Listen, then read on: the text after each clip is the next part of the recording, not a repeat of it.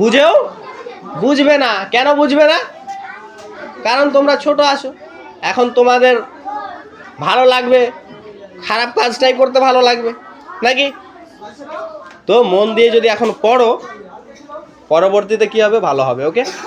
আর শিক্ষা নিতে হবে কি বলো তো? দুটোই। বুঝে গেছো? অ্যারাবিকটাও শিক্ষা নিতে হবে, পাশাপাশি ইংলিশ, বাংলা, অঙ্ক, সায়েন্স, হিস্ট্রি, জিওগ্রাফি সব শিক্ষা নিতে হবে। আজকে আমাদের মুসলমানের বিরুদ্ধে হিন্দুরা যদি কিছু বলে বা অন্যজন যদি কিছু বলে, কেউ গিয়ে কেন দাঁড়াতে পারছে না বলো? এটা শিক্ষার অভাব।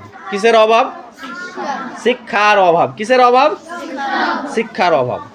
যদি আমরা এই মুসলমান সমাজ যদি ভালোভাবে শিক্ষা নিয়ে থাকি, তবে দেখবে যে মুসলমান সমাজ ধীরে ধীরে এগোবে।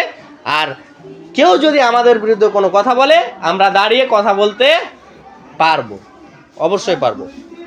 তো মন দিয়ে পড়াশোনা করবে সবাই। কথা কি বুঝতে পেরেছো? ওকে। আচ্ছা, বলে দাও সবাই যে আমাদের জন্য সবাই দোয়া করবেন।